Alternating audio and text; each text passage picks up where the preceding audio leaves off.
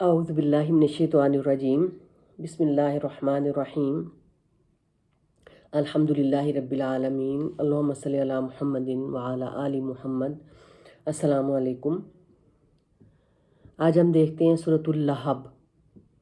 سورۃ اللہب کا دوسرا نام سورۃ المسد بھی ہے۔ تبت یدا ابی لہب وتب ما اغنی عنہ مالہ وما کسب سیصلی نارا ذات لہب وامرأتہ حمالۃ الحطب فی جیدہا حبل من مسد۔ ابو لہب کے دونوں ہاتھ ہلاک ہو گئے اور وہ خود ہلاک ہو گیا، نہ اس کے کام اس کا مال آیا اور نہ جو کچھ اس نے کمایا۔ ان قریب وہ شعلے والی آگ میں داخل ہوگا اور اس کی بیوی بھی آگ میں داخل ہوگی جو ایندھن اٹھانے والی ہے، اس کی گردن میں مضبوط بٹی ہوئی رسی ہوگی۔ پہلے اس صورت کا پس منظر یا شان نزول دیکھتے ہیں کہ کیا ہے کہ ابو لہب کون تھا۔ ابو لہب کے دونوں ہاتھ ہلاک ہو گئے اور وہ خود ہلاک ہو گیا۔ تبت یدا ابی لہب وتب، تبت من ہلاک ہو گیا، یدا دونوں ہاتھ، ابی لہب اور ابو لہب ایک ہی ہے، ابو لہب، وتبا اور وہ خود ہلاک ہو گیا۔ اتنی بڑی وعید اور ہلاکت کی خبر اللہ تعالیٰ نے ابو لہب کے بارے میں قرآن پاک میں دی ہے، تو اس کا مطلب ہے کہ یہ کو بہت ہی اللہ کا اور اللہ کے نبی کا بہت ہی بڑا دشمن تھا اور اللہ تعالیٰ کا بہت بڑا نافرمان انسان تھا، جس کی تباہی اور بربادی اور اس کی بیوی کی تباہی اور بربادی کی خبر جو ہے وہ اللہ سبحانہ وتعالیٰ نے قرآن پاک میں دی ہے۔ اس کے پیچھے دیکھتے ہیں کہ اللہ تعالیٰ نے اس کو قرآن میں جہنم کی وعید کیوں دی ہے، اس کے پیچھے کیا تھا اس کا عمل۔ آپ صلی اللہ علیہ وسلم کو حضرت عبداللہ بن عباس رضی اللہ عنہما فرماتے ہیں کہ جب آپ صلی اللہ علیہ وسلم پر سورۃ الشعراء کی یہ آیت نازل ہوئی، وَأَنذِرْ عَشِيرَتَكَ الْأَقْرَبِينَ، اے نبی اپنے سب سے قریبی خاندان والوں کو ڈرائیے کا یہ مطلب ہے کہ نبوت آنے کے بعد سب سے پہلے جب ہمارے لیے بھی اس میں عمل ہے اور آپ صلی اللہ علیہ وسلم کو بھی کہا گیا ہے کہ جب اللہ تعالیٰ نے جب 40 سال کی عمر میں آپ صلی اللہ علیہ وسلم کو نبی بنایا، آپ پر وحی آئی، پہلی وحی آئی وار ہرا میں اقرا بسم ربک الذی خلق، تو اس کے بعد آپ کو احکامات آتے گئے، آہستہ آہستہ آتے گئے۔ تو پھر ان احکامات میں تھوڑی دیر بعد یہ حکم آیا، وَأَنذِرْ عَشِيرَتَكَ الْأَقْرَبِينَ، اے نبی اپنے سب سے قریبی خاندان والوں کو ڈرا۔ تو آپ صلی اللہ علیہ وآلہ وسلم صفا پہاڑی پر چڑھے اور آواز دی، فرمایا اے بنی فہر، اے بنی عدی، اور قریش کے قبیلوں کے نام لے کر پکارا، یہاں تک کہ وہ سب جمع ہو گئے۔ ابو لہب اور قریش کے دوسرے لوگ آ گئے تو آپ صلی اللہ علیہ وسلم نے فرمایا یہ بتاؤ کہ اگر میں تمہیں اطلاع دوں کہ وادی میں ایک لشکر تم پر حملہ کرنا چاہتا ہے تو کیا تم مجھے سچا سمجھو گے؟ سب نے یک زبان ہو کر کہا ہاں، ہم نے آپ سے سچ کے علاوہ کبھی کوئی اور کچھ سنا ہی نہیں۔ یعنی آپ کو نبوت سے پہلے بھی وہ سب صادق اور امین کہتے تھے،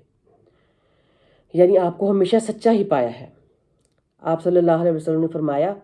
تو پھر میں تمہیں ایک سخت عذاب سے پہلے ڈرانے آیا ہوں،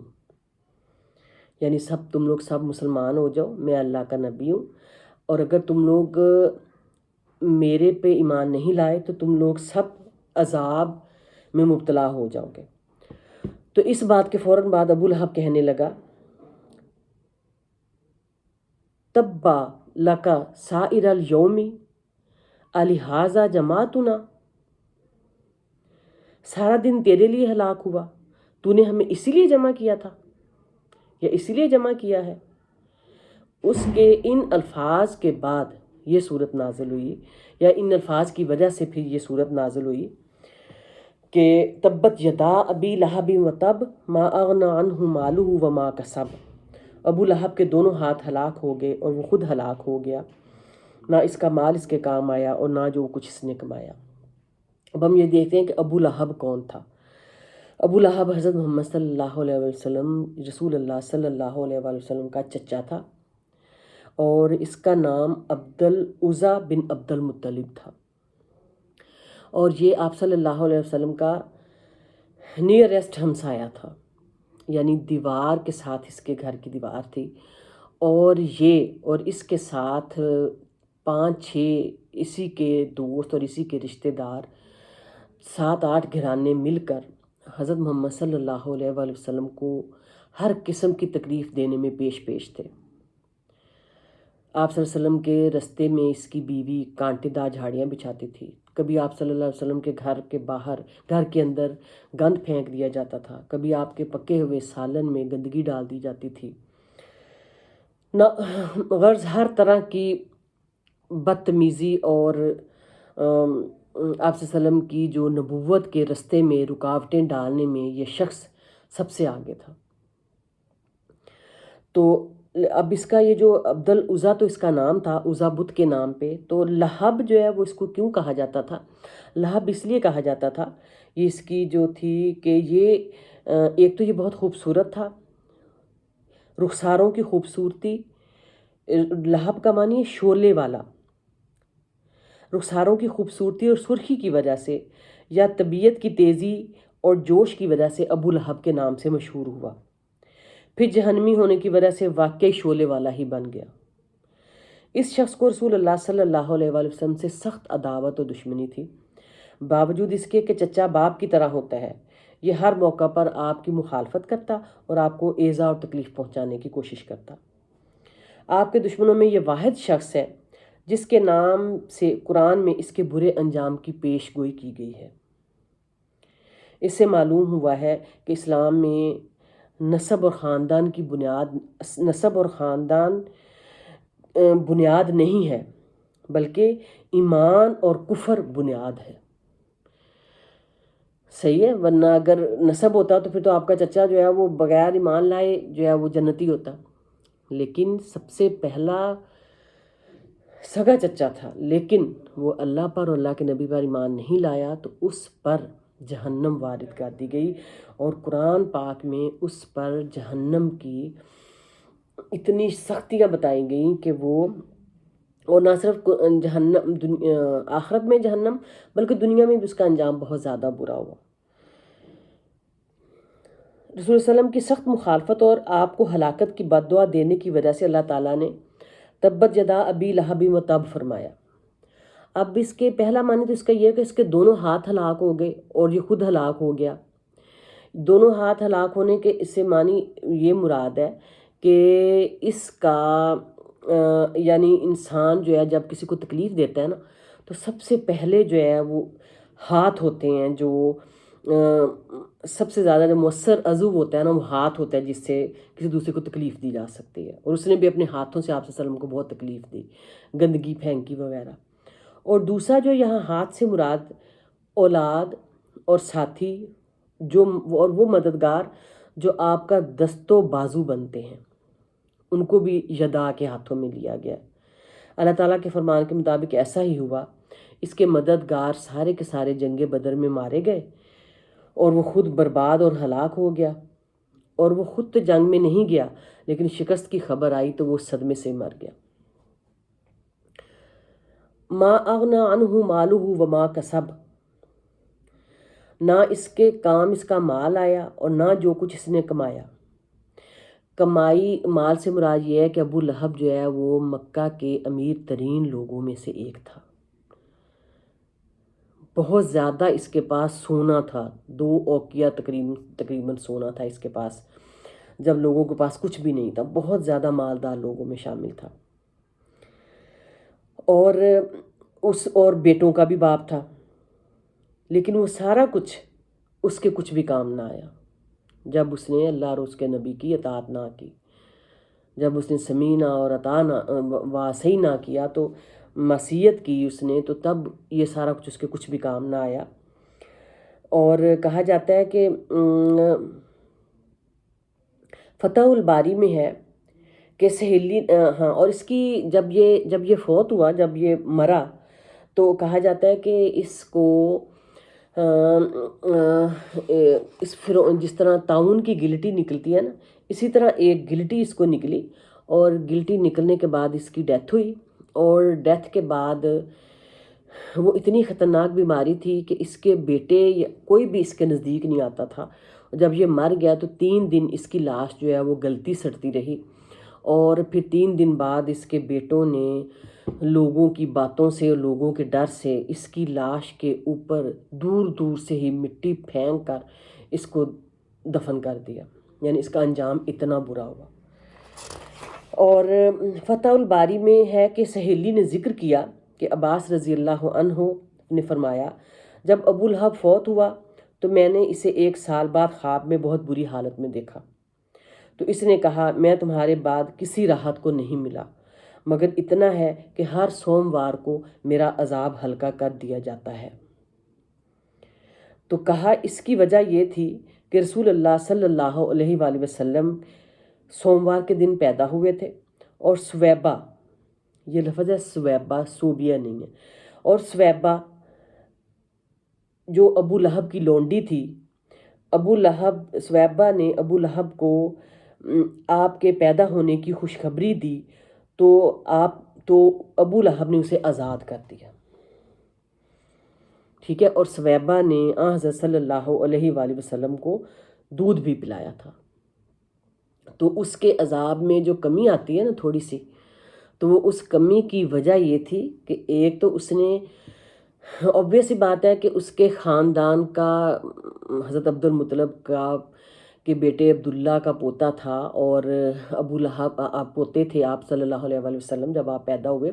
اور ابو لہب کے بھتیجے تھے. بھتیجا پیدا ہونے کی خوشی تو ایک نیچرل سی بات ہے، اور عرب میں اس وقت کے دور میں بہت زیادہ قبیلے کا رواج تھا، بہت بڑی بڑی فیملیز کا رواج تھا، اور خاص کر بیٹوں کی پیدائش پر بہت خوشیاں منائی جاتی تھیں. تو اس نے اپنے خاندان میں ایک اور بیٹا ہونے پر اپنی لونڈی سویبہ کو آزاد کر دیا تھا. لیکن اس وقت اس کو یہ نہیں پتا تھا کہ یہ جو بچہ ہے یہ بڑا ہو کر نبی بنے گا اور آخری نبی بنے گا. جب آپ صلی اللہ علیہ وسلم پر نبوت آئی تو اس نے آپ صلی اللہ علیہ وسلم پر بہت زیادہ سختیاں کیں اور بہت زیادہ تکالیف دی آپ کو، لیکن آپ صلی اللہ علیہ وسلم کی برکات کی وجہ سے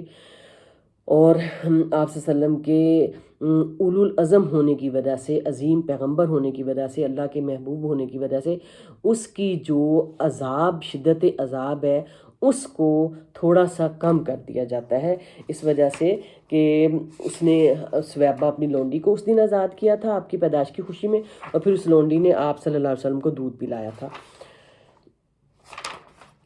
سیصلیٰ نارا ذات لہب، آیت نمبر 3، ان قریب وہ شعلے والی آگ میں داخل ہوگا. استغفر اللہ. کہا جاتا ہے کہ سیصلیٰ میں ابو لہب کی طرف لوٹنے والی ضمیر ہے، یعنی وہ اور اس کی بیوی شعلے مارتی ہوئی آگ میں داخل ہوں گے. ابو لہب کی بیوی ام جمیل کا نام عروہ بنت حرب بن امیہ تھا. یہ ابو سفیان کی بہن تھی اور معاویہ کی پھپھو تھیں. یہ قریش میں اونچے نسب والی عورت تھی اور اپنے خامد کی طرح رسول اللہ صلی اللہ علیہ وآلہ وسلم سے سخت عداوت رکھتی تھی. حمالۃ الحطب،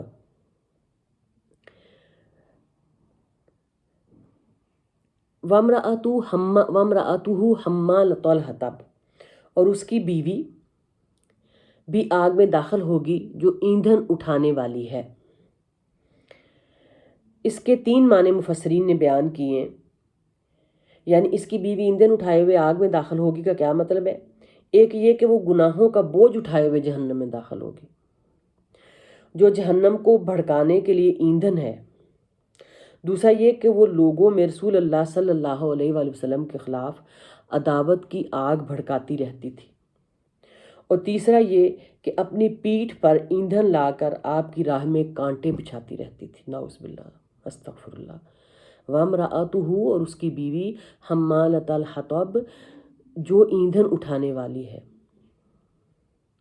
وہ بھی شعلے والی آگ میں داخل ہوگی. اور وہ کس حالت میں داخل ہوگی؟ فی جیدہا حبل من مسد،